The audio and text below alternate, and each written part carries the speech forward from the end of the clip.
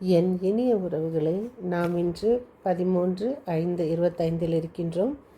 நாம் இன்று புனித பாத்திமா திருவிழாவை நாம் கொண்டாடுகிறோம். அன்னை மரியா 3 சிறுவர்களுக்கு காட்சி கொடுத்து ஜெபமாலை ஜெபிக்கும்படி கேட்டு, அன்னை மரியா நிறைய இடங்களில் காட்சி கொடுப்பது சிறுவர்களுக்கும் ஏழைகளுக்குமே.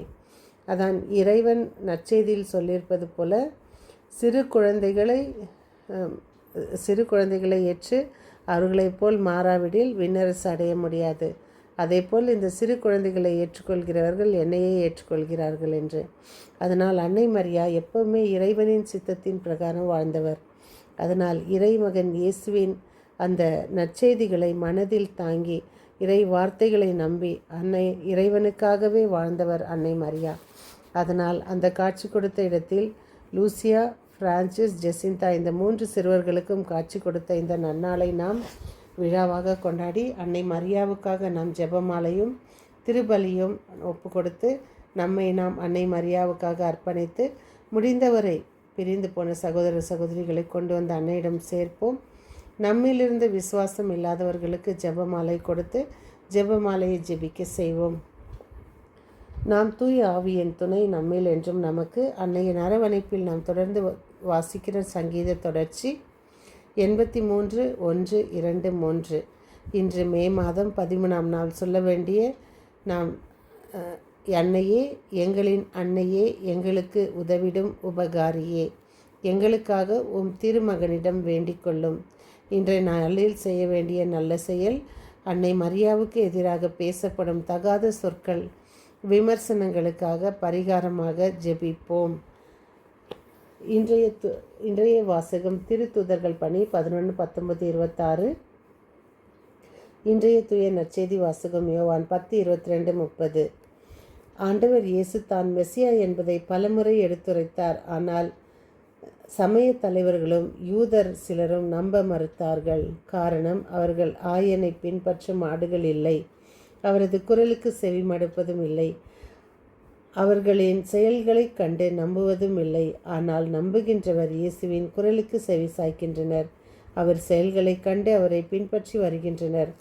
கடவுள் தம்மை பல்வேறு வழிகளில் வெளிப்படுத்துகின்றார். ஆனால் மனிதர் மனம் திறந்து ஏற்றுக்கொள்ளாதவரை நம்பிக்கைக்கு இடமில்லை. நம்பிக்கை என்பது தான் இயேசுவின் சீடருக்கு இலக்கணம். காரணம், புனித அகஸ்தீனார் சொல்வது போன்று, உன்னையன்றி உன்னை படைத்த கடவுள் உன்னையன்றி உன்னை மீட்கவே முடியாது. எனவே நம்பிக்கை என்பது நமது பதிலிருப்பு. இறை வெளிப்பாடு என்பது இறைவனின் செயல். அதான் ஒருவர் ஒரு பாவக்காவை எடுத்துக்கொண்டு போய், இது ஏன் கசக்குது, நம்ம ஒரு புனித நீரில் இதை முக்கி எடுத்துகிட்டு வரலான்னு எடுத்துகிட்டு போனாங்களாம். எடுத்துன்னு போய் அதை எல்லா புனித நீரிலும் எத்தனை புனித நீர் இருக்கோ அதனையும் அதில் டிப் செய்து கொண்டு வந்து கடைசியில் அதை சமைக்கும்போது அந்த கசப்புத்தன்மை போகவே இல்லையாம். ஒரு சாதாரண தாவரத்துக்கே, ஒரு காய்கறிக்கு அப்படி ஒரு தன்மை இருக்கும் பொழுது மனிதர்களாகிய நமக்கு இறைப்பற்று இறைவனின் நம்பிக்கை எப்படி ஆழமாக விசுவாசமாக இருக்க வேண்டும் என்பதை நாம் இன்றைய நற்செய்தியில் கேட்டோம். இன்றைய மாதாவின் வணக்க மாதத்தின் 13ஆம் நாளினுடைய அன்னை மரியா உலக மீட்பர் இயேசுவின் பிறப்பிற்காக காத்திருந்தார். அன்னை மரியா அதற்காக தன்னை தயாரித்து கொண்டிருந்தார். அன்னை மரியா இயேசு கிறிஸ்து தமக்களித்த பேற்றினை குறித்து பூரித்து கொண்டிருந்தார். 4000 வருடங்களுமாய் இறைமகன் வருகையை முன்னுரைத்தாரே, 4000 வருடங்களாக நாம் அவருக்காக காத்திருந்தோமே என்பது பழைய கிறிஸ்து பிறப்பு விழா காலங்களில் பாடப்பட்ட இனிமையான பாடல். 4000 ஆண்டுகளாக நாம் மீட்பரின் வருகையை எதிர்பார்த்து உலகின் அரசர்கள், நீதிமான்கள், தலைவர்கள் காத்திருந்தனர். பலர் இறைவாக்கினர்கள் இயேசுவின் வருகை குறித்து இறைவாக்குரைத்தனர். அதே போன்று இயேசுவை தன் கருவில் தாங்கிய கன்னி மரியாவும் அவரது வருகைக்காக அவளோடு காத்திருந்தார். தம் மகன் உலகின் இளங்காற்றும் கதிரவனாக உலகில் நீதி நேர்மையை விளைவிக்க வருவார் என விரும்பினார். அவரது வருகையால் மானிடனும் மீட்கப்படும் என்பதால் அதை எதிர்பார்த்து கொண்டிருந்தார். அன்னை மரியா இயேசு கிறிஸ்துவராகிய நாமும் தினமும் இயேசு கற்பித்த ஜெபத்தில் வரும் உமது அரசு வருக என்பதை தினமும் ஜெபிக்கின்றோம். ஆனால் அவ்வாறு ஜெபிக்கும் போது நாம் அதன் பொருள் உணர்ந்து பக்தி பற்றுதலுடன் ஜெபிக்கிறோமா? சிந்திப்போம். எனவே இனியாகிலும் நாம் நமது மத்தியில் இறையரசு வர வேண்டும் என்ற ஆவலுடன் அதற்கான செயலில் ஈடுபட்டு இறையரசின் வருகைக்கான ஆவலோடு காத்திருப்போம். புனித பிரான்சிஸ் சலேசியார் தன் வாழ்நாளில் பாரிஸ் நகரில் குருமடத்தில் படுத்து கொண்டிருக்கும்போது ஒரு நாள் அவருக்கு திடீர்னு சோதனை வருது. அந்த சோதனையில் என்னென்னா அவநம்பிக்கை, சந்தேகம். நீ இவ்வளோ பண்ணாலும் நீ எப்படியோ நரகத்துக்கு தான் போகிறேன்னு.